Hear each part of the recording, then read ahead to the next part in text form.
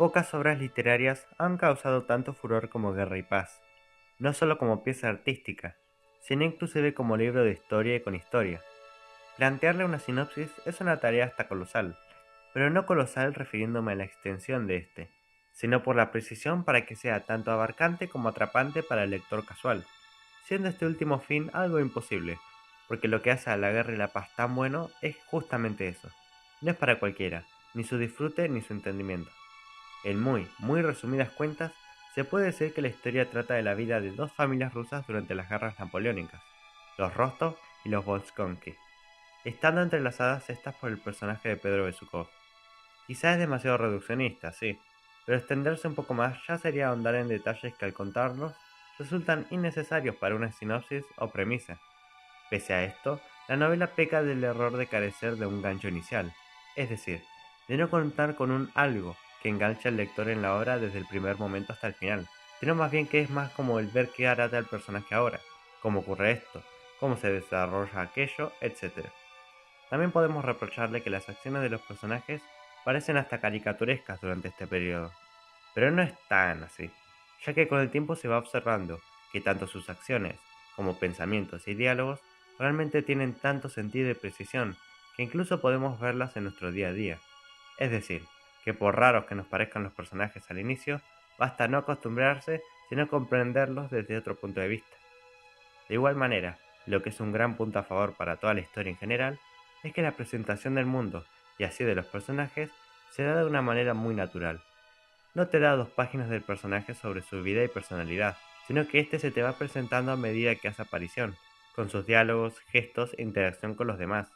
Ni siquiera se anda mucho, o por lo menos en el inicio y la mitad, en detalles sobre el contexto histórico. De la misma forma, no exagera, como ahora es tan común, en descripciones sobre el lugar o gestos de los personajes. No está 2 páginas enteras sobre el movimiento de una ceja o si el día está nublado o soleado, sino que se extiende lo suficiente, es corto y conciso. Cuando debe extenderse, lo hace, y los pocos momentos que se cree debería extenderse en descripciones pero no lo hace, y el autor hasta le da un toque superficial, son muy pocos que pasan como pequeños defectos, más no errores. Volviendo a los personajes, he de decir que son una maravilla. Muchos de estos son tan complejos que es difícil describirlos en pocas palabras, además de contar con un desarrollo sumamente notable, pero no por eso malo. Algunos como Pedro, que comienzan como vanidosos y desinteresados, acaban con un perfil completamente diferente, en donde han encontrado no solo razones para vivir, sino para morir.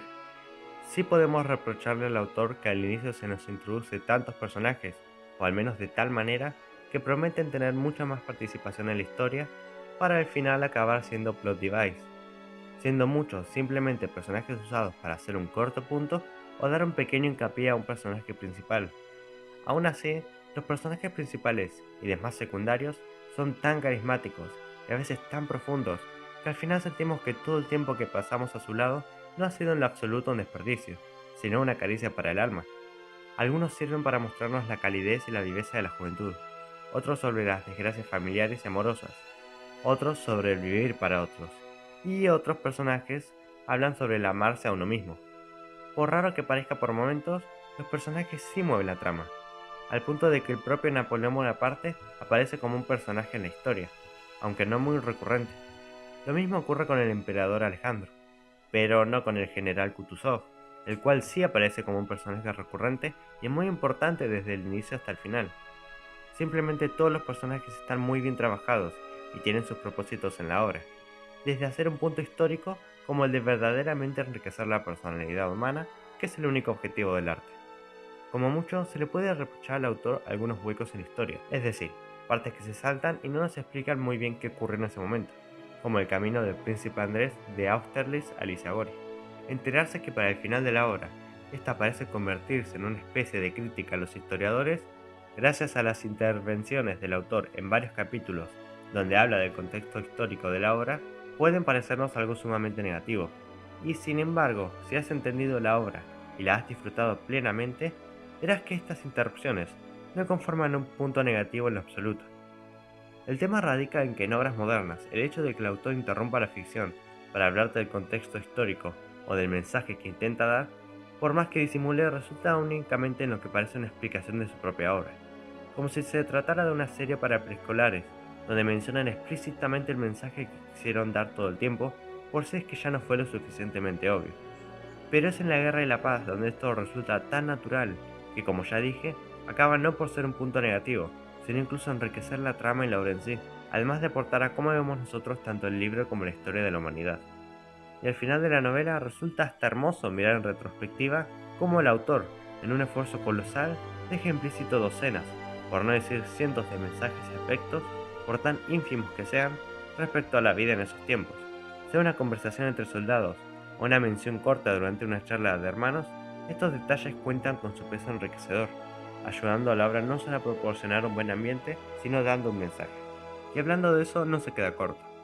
Guerra y Paz trata temas como el existencialismo, el individualismo y colectivismo, espiritualismo, religión, el cómo percibir la historia, el amor y además sobre la muerte y la voluntad. También toca otros temas y de una manera más secundaria. Entre ellos tenemos el culto a la personalidad, la relación soldado-general, las sociedades secretas y el esoterismo, el luto, la juventud y un largo etcétera. Todos los trata de una manera sutil, al punto que deja tiempo y espacio para tocar otros sin hacer a la obra densa ni saturada de temas. Quizá el mensaje que más explícito está es el de la religión, el cual en ningún momento se anima a ponérselo como el foco central, y aún así se le puede considerar un libro religioso, no porque la palabra de Dios esté presente en cada párrafo o diálogo, sino porque se toma el tiempo para tratar la cuestión religiosa y el amor al prójimo, tanto con los personajes devotos como con los ateos, de una manera tan sutil que algunos seguramente lo colocarían como el último tema a tratar de la obra, siendo una que se puede disfrutar tranquilamente sin ser religiosa en lo absoluto. Para ir concluyendo, podemos decir que La Guerra y la Paz es, sin dudas, una de las obras literarias más grandes que ha habido sobre la faz de la Tierra. Sus personajes tan carismáticos y profundos hacen de esta novela algo digno de aplaudir. Su aporte histórico es de igual manera tan grande que se convierte en esas pocas obras literarias que son extremadamente precisas para los historiadores para que quieran estudiar su periodo histórico. Trata tantos temas y sus mensajes suelen ser tan profundos que lo convierten en un libro necesario de leer no solo para un lector aficionado, sino para un aficionado del arte en general.